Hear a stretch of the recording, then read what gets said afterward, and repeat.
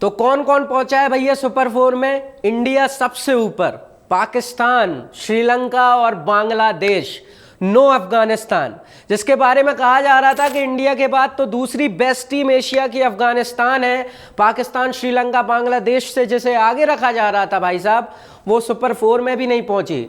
तो एक बार फिर से अफगानिस्तान ने दिखा दिया है कि जब तक उनकी कंट्री में फर्स्ट क्लास स्ट्रक्चर अच्छा नहीं होगा, ऐसे बॉलर्स, ऐसे बैटर्स आ ही नहीं सकते अफगानिस्तान से जो बड़े टूर्नामेंट्स में उन्हें जिता सकें। बांग्लादेश से हारकर अफगानिस्तान बाहर हुई और ये टॉप 4 टीमें अब सुपर 4 में खेलेंगी, जिसमें से पहला सबसे बड़ा मुकाबला होगा 21 तारीख को भारत बनाम पाकिस्तान। भारत का आज भी मुकाबला है ओमान से, जिसके लिए मैं ये वीडियो लेकर आया था, लेकिन फिर लगा कि भाई क्या एनालिसिस दूं, क्या मैन टू मैन मार्किंग करूं। अब मैं बोलूं कि ओमान यहां पलटवार कर सकता है, ओमान यहां इंडिया को चौंका सकता है, तो बेवकूफ़ी वाली बात होगी। पहला मैच पाकिस्तान से खेली थी ओमान, 67 रन बनाए थे, 93 रन से हारे। दूसरा यूएई से 42 रन से हारे। और आज तो दुनिया की सबसे खौफनाक टीम से उनका मैच है, इंडिया से। तो इसका कोई एनालिसिस नहीं है। स्क्वाड आप एक बार देख सकते हो ओमान का, ये है। ऊपर आपको जतिंदर सिंह देखने को मिल जाएंगे, कप्तान हम्माद मिर्जा इनके अच्छे प्लेयर हैं, सूफियान इनके अच्छे प्लेयर हैं, और साथ में इनके पास बॉलर भी हैं, ऐसा नहीं है, समझ श्रीवास्तव है, और साथ ही साथ इनके कप्तान भी कई बार हाथ घुमा लेते हैं। लेकिन ओवरऑल इंडिया से कोई कंपैरिजन नहीं है।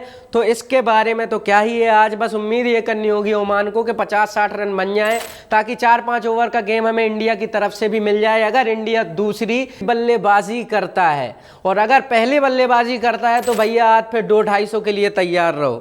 तो बस यही है कि एंटरटेनमेंट मिल सकता है और ज़्यादा कुछ नहीं है। मैच जो होना है वो होना है खतरनाक 21 तारीख को, इंडिया पाकिस्तान का। और अब तो और भी खतरनाक हो गया है भैया, क्योंकि कंट्रोवर्सीज जो है वो एक के बाद एक बढ़ती जा रही हैं। पहले इंडिया ने हाथ नहीं मिलाया, आपको पता ही होगा, हैंडशेक कंट्रोवर्सी हो गई।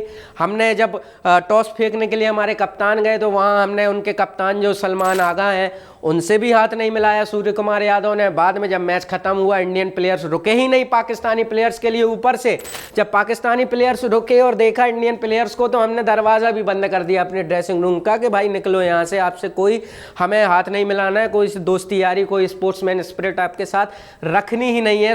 और एक के बाद एक कंट्रोवर्सीज बढ़ती ही जा रही है। मोहम्मद यूसुफ जो पूर्व बल्लेबाज हैं पाकिस्तान के, उनने सूर्य कुमार यादव का नाम बिगाड़ते हुए क्या कहा वो आपको पता होगा। और इस्लाम में जो शब्द, जो लफ्ज़ सबसे हराम है, उसी लफ्ज़ से नवाजा है सूर्य कुमार यादव को। तो एक बार बता दिया है मोहम्मद यूसुफ ने कि ये सिर्फ दाढ़ी लगाने से या फिर टोपी लगाने से कोई सच्चा मुसलमान, कोई सच्चा इस्लाम का इमाम या इस्लाम का नुमाइंदा नहीं बन जाता। उसके लिए ज़बान अच्छी चाहिए। ज़बान से जहर तो आप निकाल रहे हैं, तो किस बात के आप बने फिर रहे हैं कि हम दुनिया में अमन और शांति का पैगाम फैला रहे हैं। खैर, मोहम्मद यूसुफ जैसे लोगों पर तो क्या ही स्पॉटलाइट दें भाई साहब, क्योंकि कंट्रोवर्सीज तो और भी बड़ी बड़ी हुई हैं। और सबसे बड़ी तो यही फिर बाद में हो गई मैच के बाद, कि पाकिस्तान ने कहा कि हमें खेलना ही नहीं है एशिया कप, हम बॉयकॉट करेंगे, हम यूएई के खिलाफ मैच में भी नहीं जाएंगे। आधे घंटे मैच के पहले तक ये लोग अपने टीम होटल से नहीं निकले, टीम बस में नहीं बैठे, ग्राउंड नहीं पहुंचे। क्यों? क्योंकि ये बॉयकॉट करना चाह रहे थे एशिया कप। और फिर बात हुई किससे? बात हुई एसीसी से, बात हुई आईसीसी से। और आईसीसी ने कहा कि भाई अगर आपको कोई गेम फोरफीट करना है, मतलब किसी गेम में अगर आपको नहीं खेलना है, तो लगभग 15 से 16 मिलियन यूएस डॉलर्स देने होंगे, लगभग 150 करोड़ रुपए आपको देने होंगे। तो फिर क्या हुआ? पाकिस्तानियों ने आराम से अपने भाई जमाए बैग वैग और ग्राउंड पहुंच गए और आराम से मैच भी खेला। और वहाँ यूएई ने भी इनकी बैंड बजा दी थी, जीत गए। शाहीन शाह अफरीदी का वो नॉक आ गया, नहीं तो वहाँ भी फजीयत होनी थी। तो क्रिकेट अपनी सुधारे, पाकिस्तान फालतू की चीज़ों में ना पड़े, फालतू का जोकर ना बने कि हम बॉयकॉट करेंगे और फिर पहुँच गए ग्राउंड में जब पैसे की बात आई।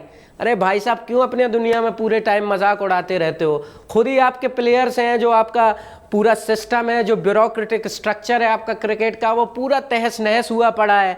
और ये जो अभी हाल ही में बॉयकॉट वाली बात आई, फिर पैसे सुन के आप पहुंच गए, उससे तो पूरी दुनिया को अंदाज़ा हो ही गया है कि पाकिस्तान की ना कोई औकात नहीं है भाई साहब, इस टीम की कोई औकात नहीं है। और जिस सूर्य कुमार और इंडियन टीम पे ये लोग बोलते रहते हैं, उनके सामने क्या ये उंगली पे नाचेंगे इंडियन टीम के, अगर हम कहें तो। अब फिर से 21 तारीख को दोनों भिड़ने वाले हैं। और पाकिस्तान तो देखो, सीधी सी बात है, ये मैच बॉयकॉट कर ही नहीं सकता, क्योंकि फिर से वही 150 करोड़ का मामला फंस जाएगा। तो मैच तो होके रहेगा, और फिर से हराएंगे और फिर से पूरी प्रोबेबिलिटी है कि हाथ नहीं मिलाया जाएगा, ना टॉस पे मिलाया जाएगा ना टॉस के बाद मिलाया जाएगा।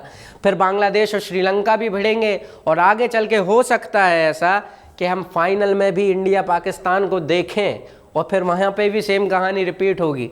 तो अभी इंडिया पाकिस्तान की वजह से ही पूरे एशिया कप में गर्मजोशी फैली हुई है। इंडिया ओमान या बाकी टीमों की वजह से नहीं। आज का मैच तो कुछ नहीं है, मैच तो मज़ा 21 तारीख को ही आने वाला है भाई साहब। तो तब तक आपको हमारे साथ बने रहना है, एक एक पल की अपडेट हम आपको देते रहेंगे इंडिया पाकिस्तान के मैच की और तमाम एशिया कप के मैचेस की भी। आप बने रहिए हमारे साथ, चैनल को देखते रहिए, सब्सक्राइब कीजिए, वीडियो पसंद आया तो लाइक और शेयर भी ज़रूर कर दीजिए।